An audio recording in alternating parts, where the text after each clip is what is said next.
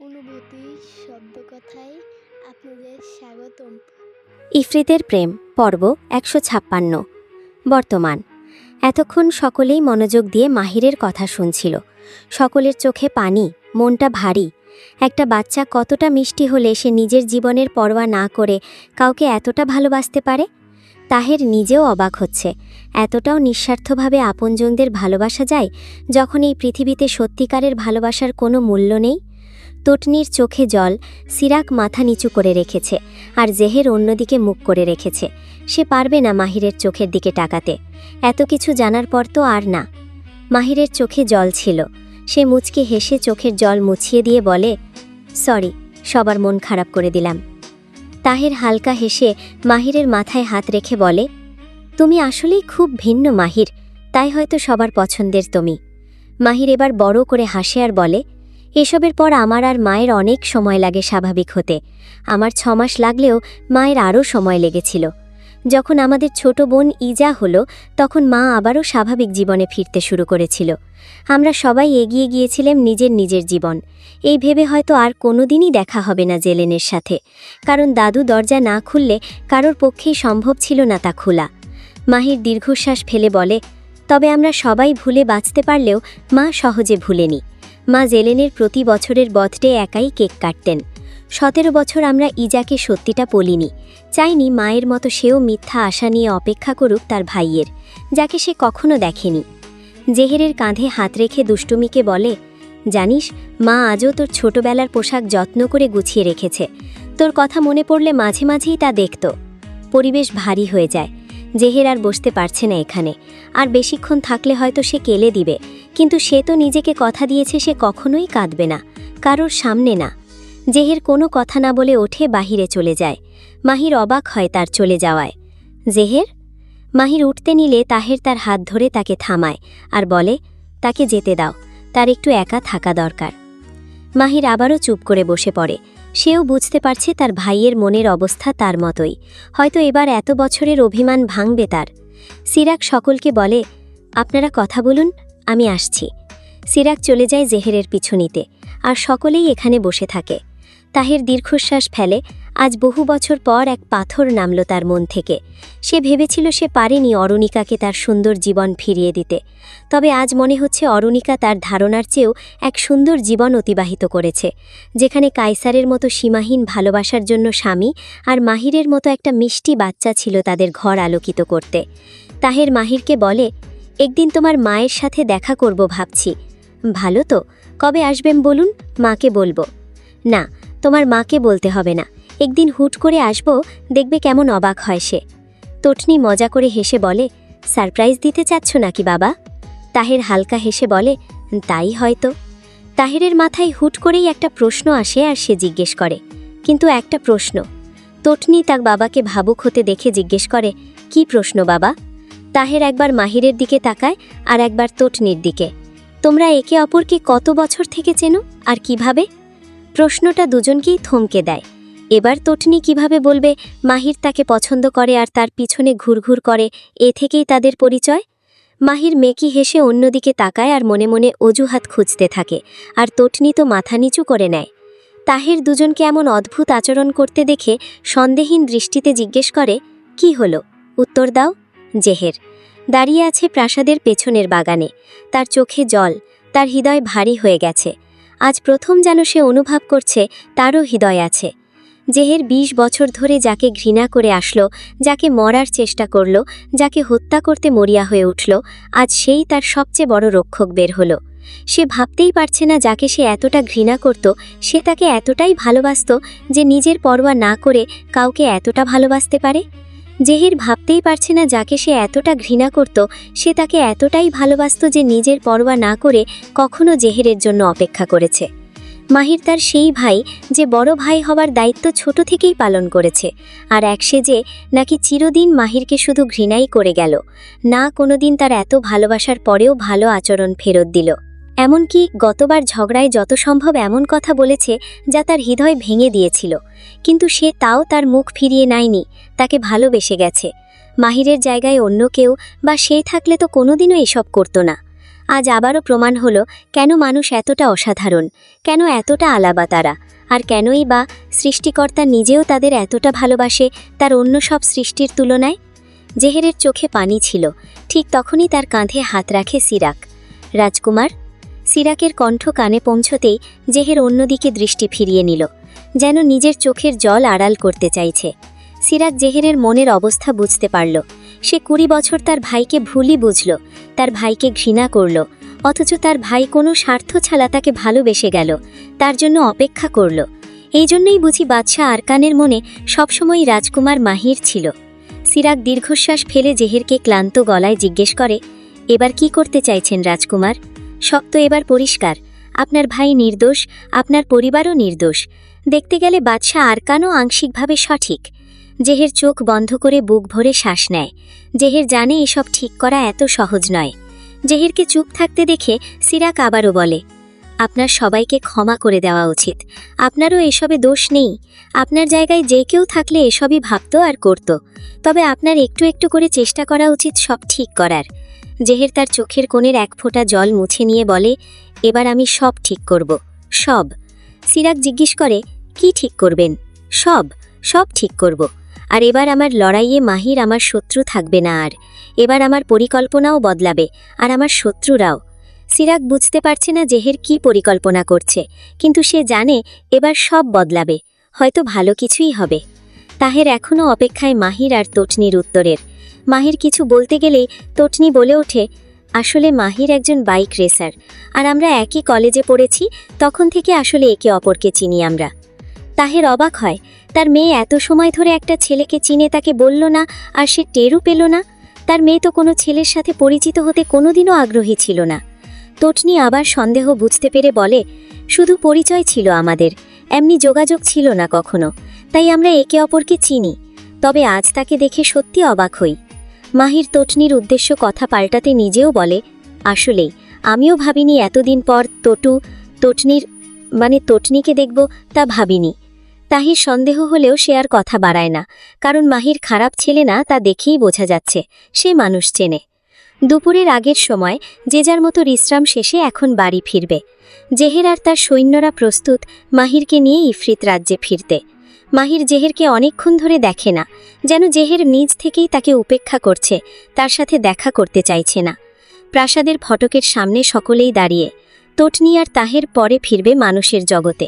আজ শুধু মাহির, জেহের আর তার লোকেরা ফিরবে ইফরিত রাজ্যে। জেহের মুরাদের সাথে আগেই কথা বলেছে, তাদের আজকের বিষয়টা গোপন থাকবে, আর মাহিরকেও বলা হয়েছে সে যাতে আরকানকে না বলে আজকের বিষয়টা, নয়তো অযথা ঝামেলা লাগবে দুই রাজ্যের। আর জেহের আর মুরাদের ইজার অপহরণে জড়িত থাকার বিষয়টাও গোপন রাখে সকলে মাহিরের থেকে। ইস্কন্দরের হুঁশ ফিরেছে অনেকক্ষণ আগে। সে অসুস্থ, তাই নিজের ঘরে বিশ্রাম নিচ্ছে। আধা তাকে শক্তি কেড়ে নিয়ে সাময়িক পর্বের জন্য দুর্বলতায় সে এরকম অসুস্থ হয়েছে। আধাকে তাহের দোয়া পড়ে আটকে রেখেছে, আর মুরাদ তাকে কড়া নিরাপত্তায় আটকে রেখেছে, কারণ আধা মাহিরকে যেতে দেবে না তাকে না আটকালে। তাহের মাহিরের হাতে একটা তাবিজ বেঁধে দেয় আর বলে, এটা খুলবে না, এটা খুললে আধা তোমাকে তুলে নিয়ে যাবে, তবে এটা থাকলে সে তোমার ক্ষতি করতে পারবে না। ঠিক আছে। তটনি মাহিরকে বাড়ি ফিরে কল করবে জানিয়েছে তার বাবার অগোচরে। মাহির নিজেও অবাক তটনির তাকে নিজ থেকে কল করতে চাওয়ায়।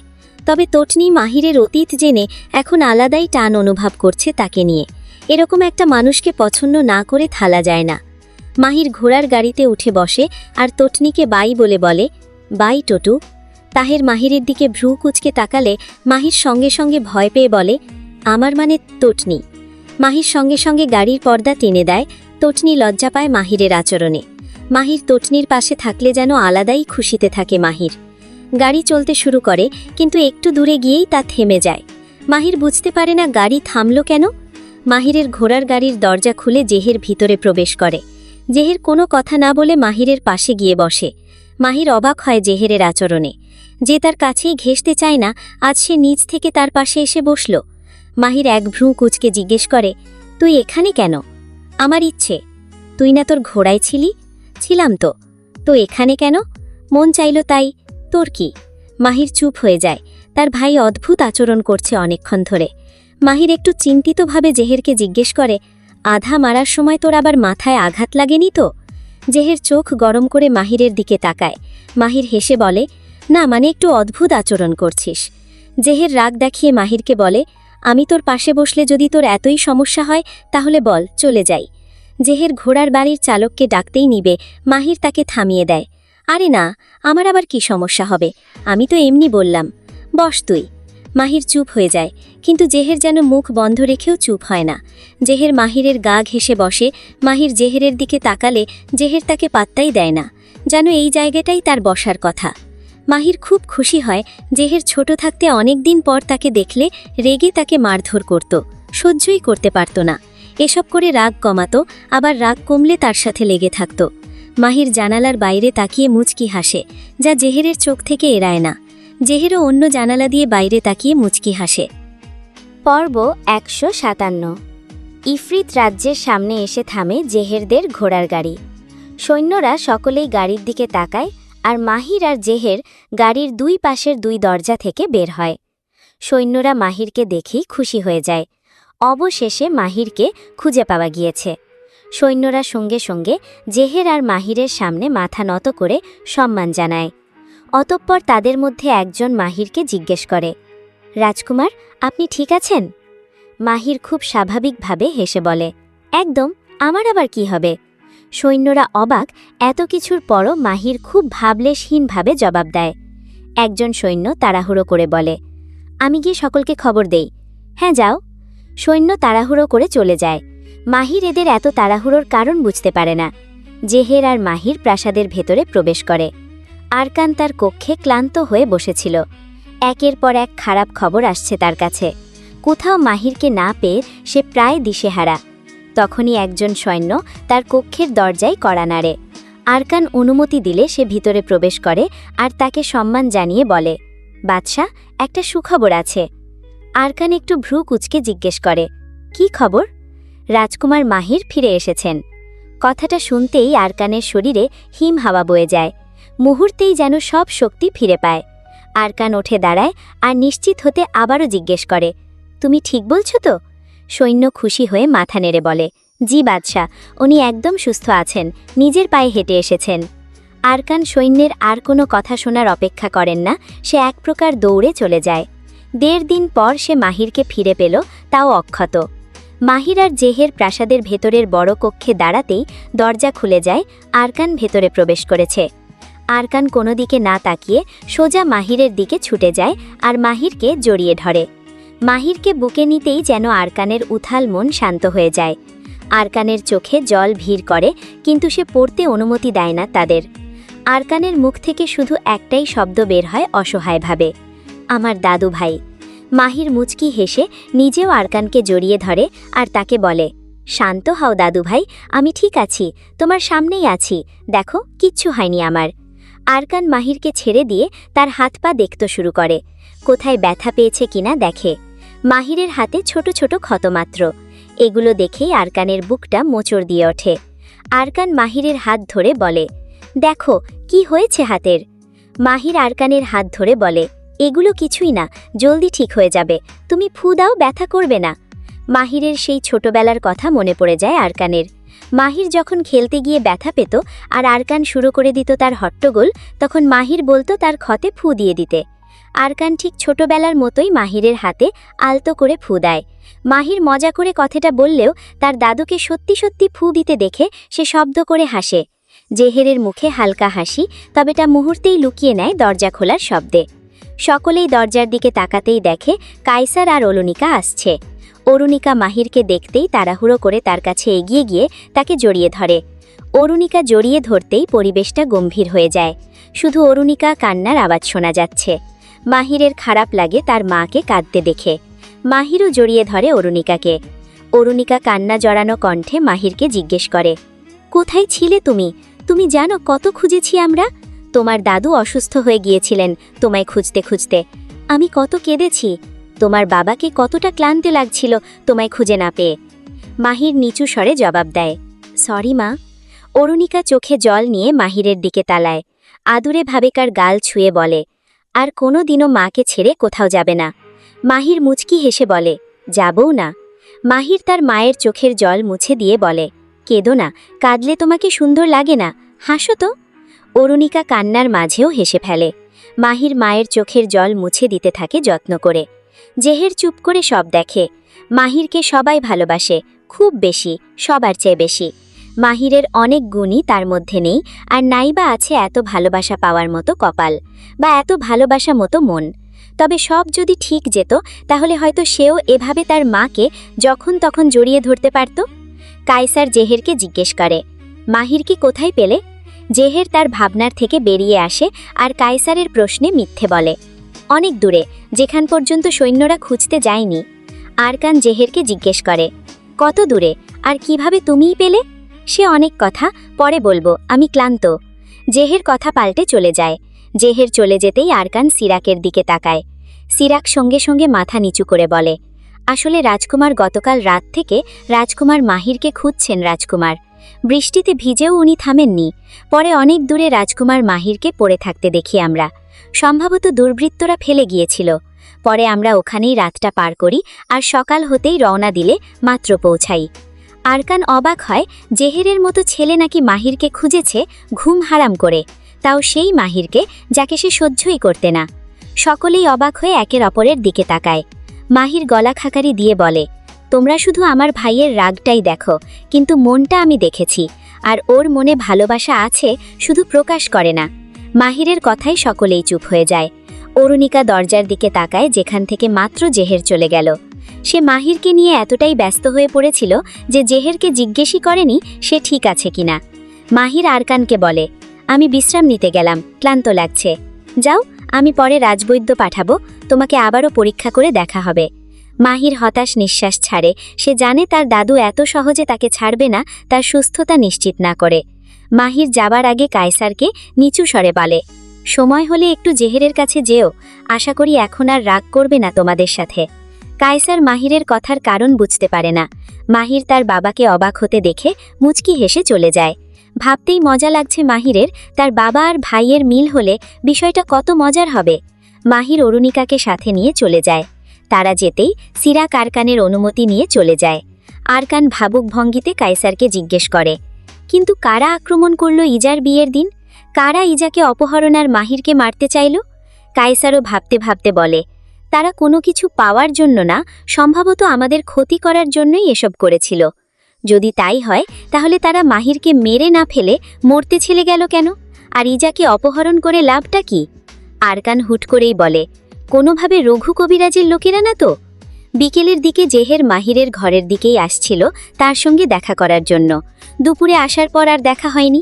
জেহের দরজা ঠেলে ভিতরে ঢুকতে গিয়ে থমকে যায়। দরজা হালকা ফাঁক করা।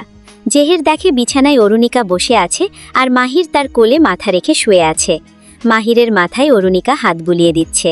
মাহির মায়ের সাথে গল্প করছে, আর অরুণিকা খুশি মনে ছেলের সব কথা মন দিয়ে শুনছে। জেহেরের বুকটা মোচড় দিয়ে ওঠে এই দৃশ্য দেখে।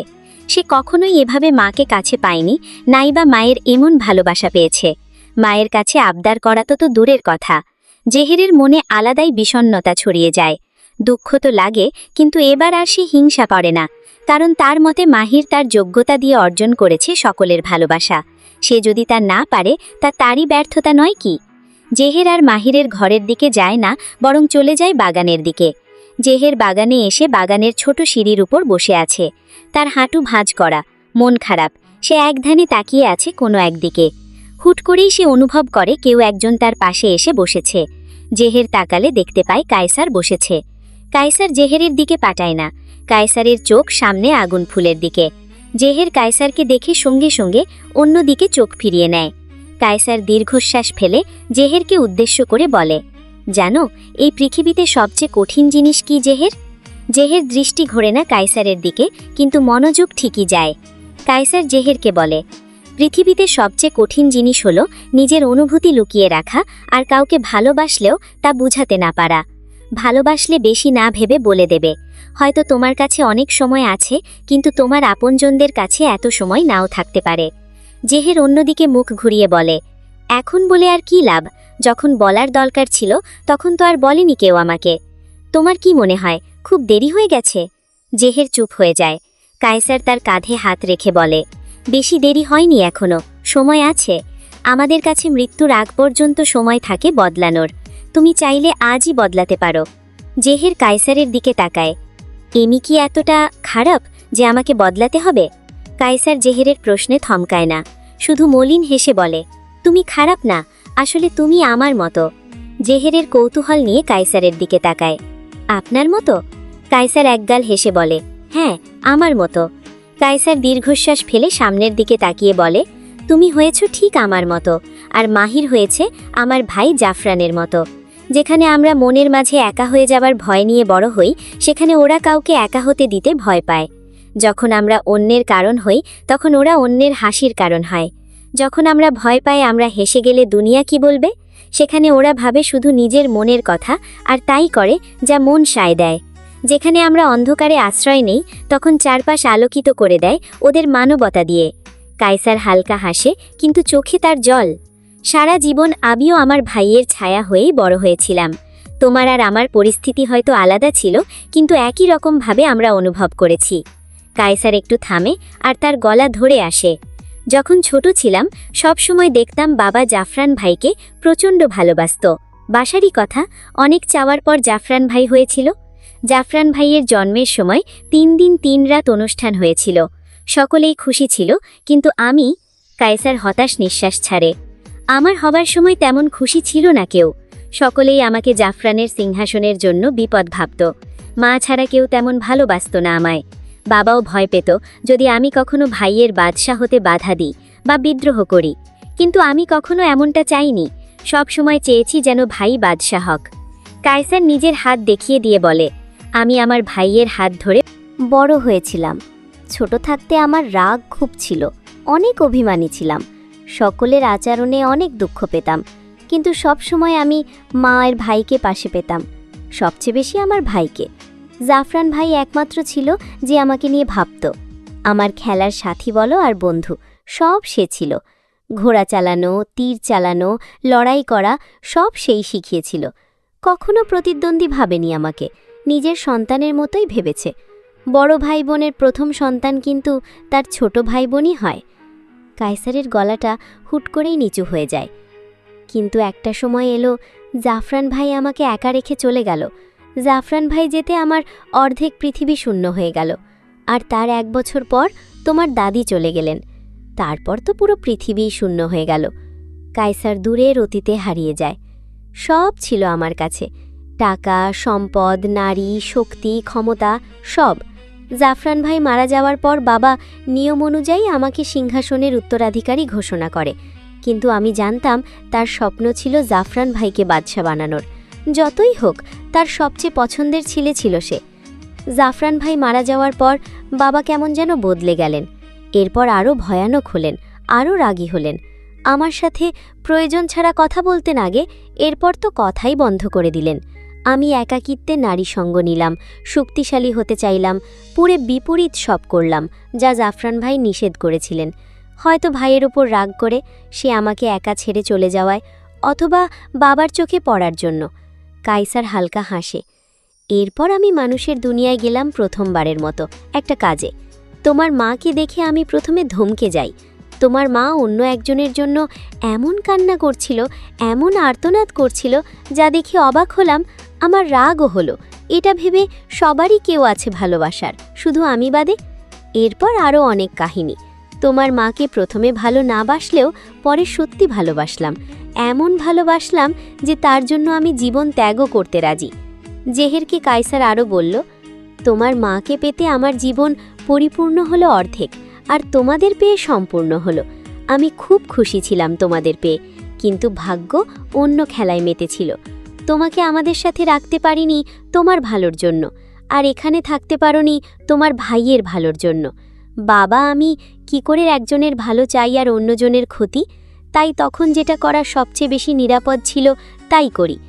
জেহেরের পিঠে হাত রেখে কায়সার বলে, তুমি হয়তো ভাববে আমি কেন তোমার সাথে থাকলাম না।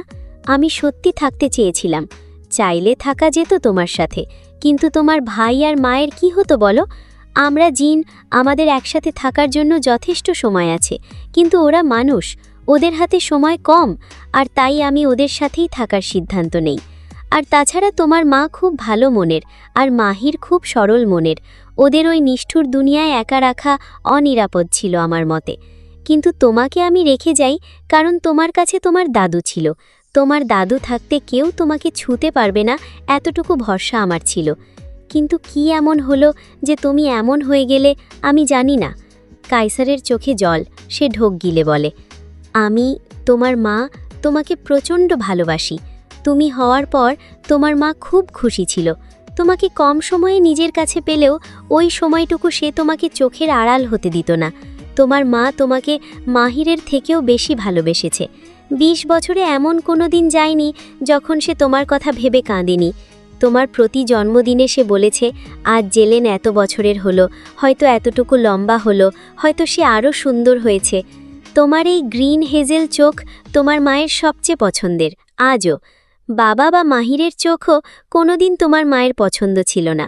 তুমি কম সময় তোমার মায়ের সাথে কাটালেও সে সবচেয়ে তোমাকেই ভালোবেসেছে, আর বাসবে। মায়ের ভালোবাসা সহজে শেষ হয় না জেহের।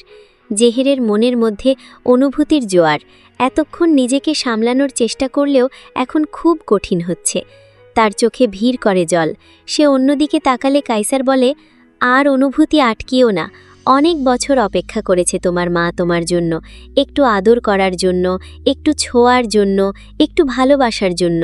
সব সময় ভাবতো তোমাকে এত বছর পর দেখলে কি বলবে, কিভাবে রাগ ভাঙাবে। আমি সব সময় সান্ত্বনা দিতাম, তুমি বুঝবে। কিন্তু দেখো, যার ভয় পেয়েছিলাম আমরা, তাই হলো। তুমি বোঝোনি। না, তোমার দোষ দিচ্ছি না, দোষটা হয়তো আমারই। আমি তোমাদের সবাইকে রক্ষা করতে পারলে এমনটা হতো না। কিন্তু আমি চাই তুমি সবাইকে ক্ষমা করে দাও আর এগিয়ে যাও জীবনে। অতীত আঁকড়ে ধরে রাখলে শুধু দুঃখ বাড়বে। সময় আছে তোমার। ভাই আর মায়ের সাথে নতুন স্মৃতি বানাও, কারণ তাদের হাতে সময় খুব কম। নিঃসংকোচে বলে দাও তাদের ভালোবাসো। আর আমি জানি তারা তোমাকে ফিরিয়ে দেবে না, কারণ তারাও তোমাকে খুব ভালোবাসে। জেহের অবশেষে মুখ খোলে, আপনার সত্যি মনে হয় আমি পারবো পাল্টাতে? কায়সার জেহেরের মাথায় হাত বুলিয়ে দিয়ে বলে, হ্যাঁ পারবে। মনে রেখো, হয়তো তুমি তোমার মায়ের কাছে বড় হওনি, কিন্তু তুমি এখনও তারই ছেলে, তারই পেটে ছিলে। আর মাহিরের সাথে যতই ঝগড়া হোক সে মনে নেয়নি। যেমন ইজার সাথে ঝগড়া করে তাকে ক্ষমা করে দিত সে, সেরকম তোমাকেও ক্ষমা করে দিয়েছে প্রতিবার, আর ভবিষ্যতেও দেবে। যতই হোক, তোমরা একই রক্ত বহন করো। জেহের তার বাবার চোখের দিকে তাকিয়ে জিজ্ঞেস করে, আর আপনি? কায়সার এক মুহূর্তের জন্য চুপ হয়ে যায়, তারপর হেসে বলে, আমিও তোমায় খুব ভালোবাসি জেহের। তোমার ছাড়া জীবন মোটেও সহজ ছিল না। তোমার ছাড়া আমাদের পরিবার সবসময় অসম্পূর্ণ ছিল। খাবারের টেবিল সবসময় ফাঁকা ছিল। ঘরের এক ঘর খালিই ছিল তোমার অপেক্ষায়, আর আমার মনও। জেহের আস্তে আস্তে তার বাবাকে জড়িয়ে ধরে। জেহের কায়সারকে জড়িয়ে ধরে চুপ করে থাকে। কায়সারও চুপ থাকে, কেউ কোনো কথা বলে না। কিন্তু এতেও যেন অনেক কথা বলা শেষ, আর হয়তো অভিমানের পাল্লা হালকা হতে চলেছে। আজকের গল্পটি আপনাদের কেমন লাগলো? ভালো লাগলে লাইক, কমেন্ট, শেয়ার, সাবস্ক্রাইব করে পাশে থাকবেন। আবার দেখা হবে পরবর্তী ভিডিওতে। টাটা।